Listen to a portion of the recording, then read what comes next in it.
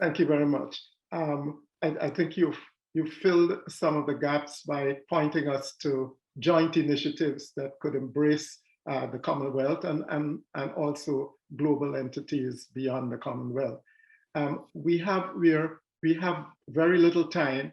We have 15 minutes, and I would really like to engage our participants who are joining us. And I open the floor for any discussion. I noted that that Dr. Maya Trotz had something in the chat, which I'm not now getting up, and it has to do with. So I wonder if she wanted to enlarge on the question and kick off the session. But please, please, participants, the panelists have had their say, and I suspect you would like to ask them questions and make brief comments. I could just read Eddie Meyer's contribution. Sure. It says, you don't have phosphorus in the region to make artificial fertilizer. Managing nutrient pollution from agriculture is a major global challenge. Unfortunately, Guyana and Brazil seem to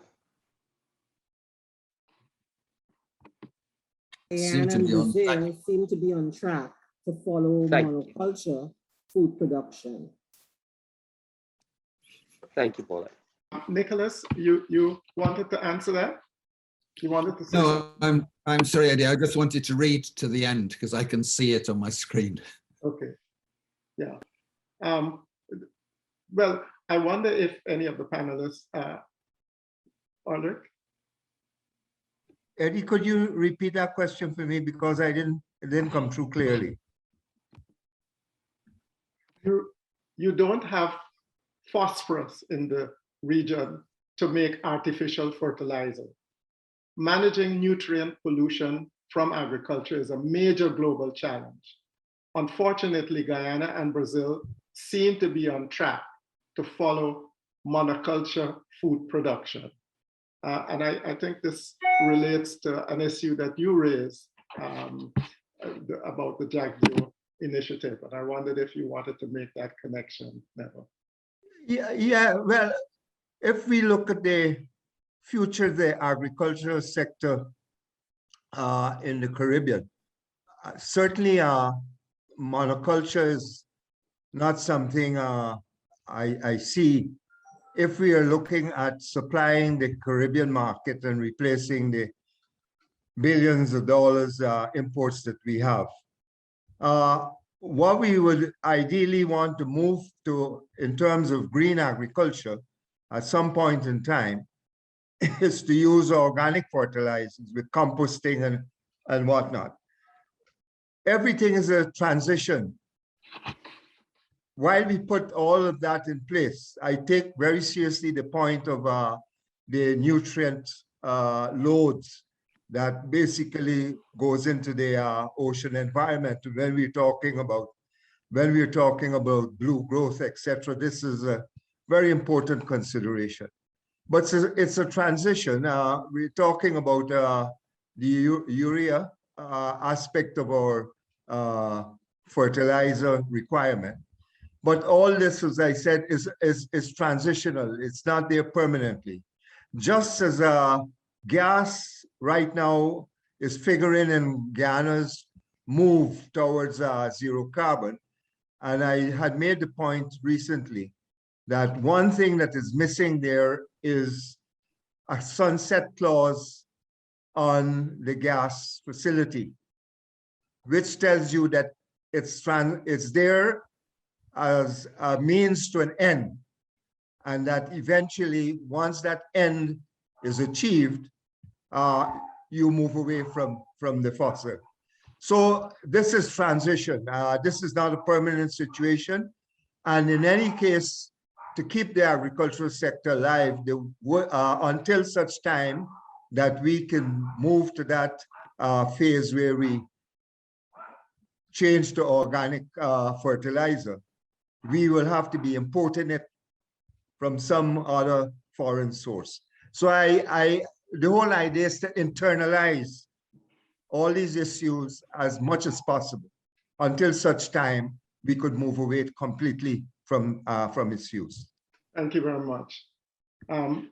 We probably here is, we have a case, we can talk about agriculture and farming practices to alleviate poverty among farmers, reduce emissions, and move towards a less costly green economy. But I wondered if we could really talk a little more about how this COVID-19 experience has highlighted that the green economy requires what you may also call macro critical financial investments. And I think everybody on the panel pointed to that as priority targets, especially for things like health security and preparedness from future health threats. I wonder if this is something that also can help us to fashion that future that we are looking forward to. Eddie, I just want to jump in a very negative note here. COVID, what has been reassuring about COVID is the potential of the global community to sort of put together significant resources, which we haven't seen in the climate change arena, to address the pandemic. The downside is when we look at the result, poor developing countries still don't have access to the vaccine. So the issues raised by my colleague about governance, etc., becomes very important. There are issues that we need to address in terms of access and basically the whole equity question. Just getting the resources together doesn't guarantee fair access and fair distribution. And this is an issue that we will face, we are now facing in the climate change arena. Thanks a lot. Yes. Yes. Dr. Greene, I'm a part of the University of Cambridge Institute for Sustainability Development, and they have a program that focuses on post-COVID-19 and the world that we want. And they are examining some very interesting work, concepts, observations on post-COVID-19. And so I think it's a very important question as to how do we integrate the whole idea of what kind of world we want post-COVID-19 into this discussion on oil and gas, as well as climate change. I think also, like Dr. Trotz mentioned, we have seen in terms of financing and mobilizing financing, we've seen it done, COVID-19 has stimulated an urgency that we have not seen as it relates to the environment. But this is where that has, while there was an opportunity, there are so many challenges which have arisen from that in terms of issues of corruption and social justice issues. So even as we discuss the way forward, as Guyana, as becoming a model as it relates to climate change and as an oil and gas society economy, we have to integrate the post-COVID-19 idea. The other point I'd like to make is in terms of youth. As I was going through the 2021 Global Risk Report from the World Economic Forum, it was very striking to see as one of the potential risks over the next 0 to 2 years is youth indifference, I think. There was another word that they call it. So even as that's an area that we need to address if we're looking at the youths as the leaders of tomorrow. I found it interesting that the Global Risk Report had identified that as a risk, a potential risk. So I'd also like to add that to our discussion. And even as we think of, or as we rethink our future in terms of Guyana and the regional context. You're Eddie, mute. you'll have to You need to unmute. unmute. Eddie, you'll have to unmute yourself. I know that Nicholas wants to speak, but I wonder if I could coax him into responding to this next question from Dr. Terence Blackman. He may also enjoin his response previously. Can you speak to the role of science and technology to the nexus between sustainability, equity, environmental, and other challenges for oil-producing developing countries as they move to a green economy? Thank you. I thought I'd done the one PhD would be enough, but this is a second challenge. That's a critical question, and I do think without fairness, without equity, COP26 climate change policy is going nowhere. So I think the points made earlier about creating a policy style for the Caribbean and the Commonwealth, which could be emulated more widely. This is slightly tangentially related to the point I wanted to make about post-COVID, and that is the importance of trust in multilateral institutions, that countries should not break commitments they have made, and the risks of vaccine nationalism, which I think breaks the whole concept of equity in international affairs, even for those of us who've benefited from 2 jabs when some people who need them, some countries that need them, have virtually none. But I think the equity consideration is simply central. And I think that Neville might be better placed to answer that question in the sense of some of the recommendations that he was making, specifically with a cap on extraction, if you like, so that the extractive industries have allocations of rights.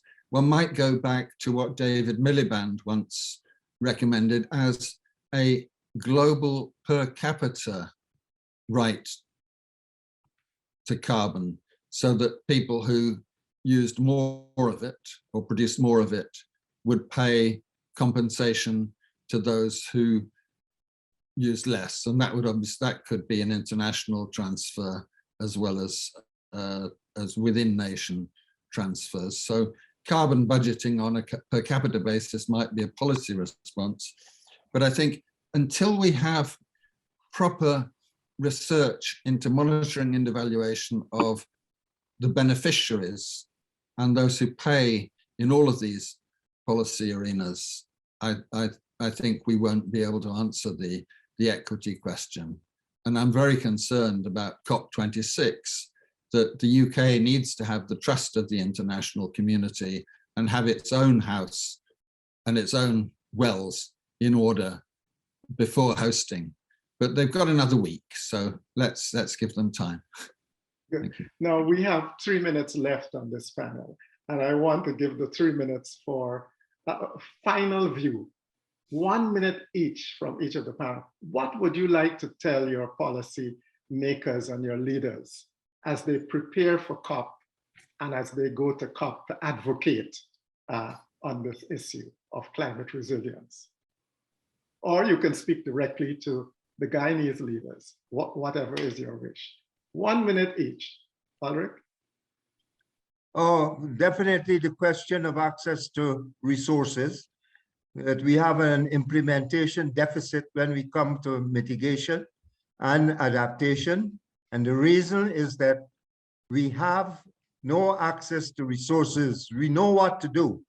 So the message is make the resources available and also remove all of the hoops that we have to jump through to get to those resources. So expeditious access to adequate resources is a sine qua non for us to move forward to zero carbon and climate resilient societies.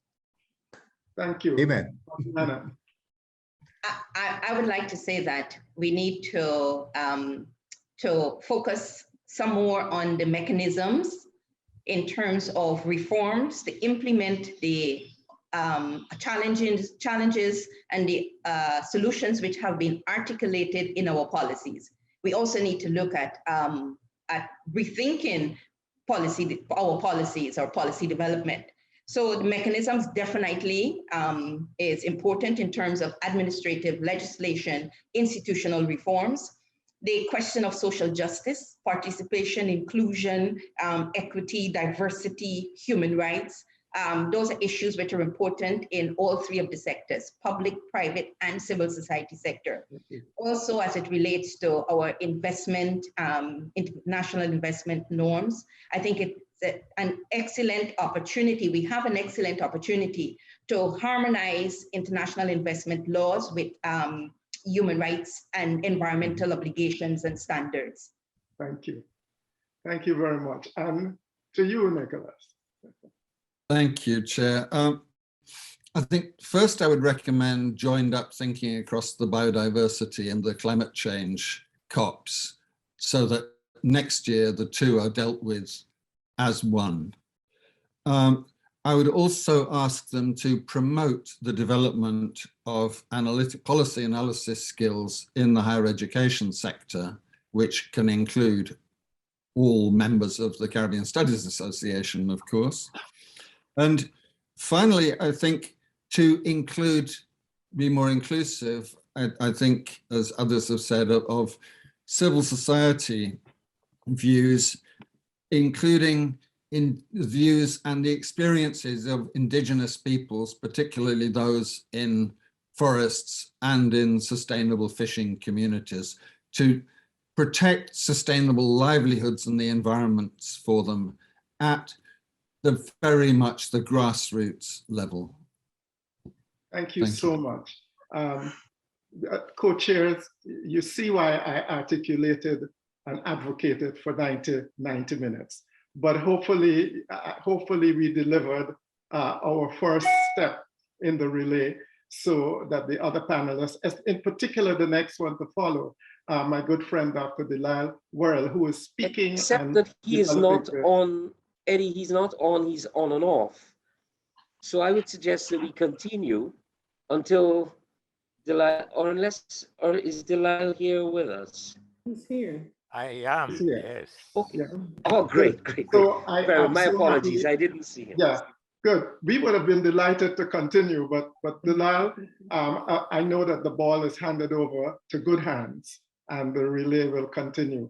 I want to thank you all for listening. I want in particular to thank Nicholas, Adriana, and Ulrich for the stimulating discussion. As you can see, there is much more to go. And we probably have to enjoin the Vice Chancellor to this task force, given the statements that she made that resonated with the panelists as we discussed the theme here of this panel. Thank you very much, and I look forward to a very successful conference. On my behalf, I'd like to thank you, Eddie, and to thank the panelists as we move across to Delisle. I suspect that the conversation will be seamless. So I hope that the panelists that you've organized might find it possible to remain. Jay, Paulette, over to you as I place the spotlight on Delisle. Except that Jay will have to unmute himself.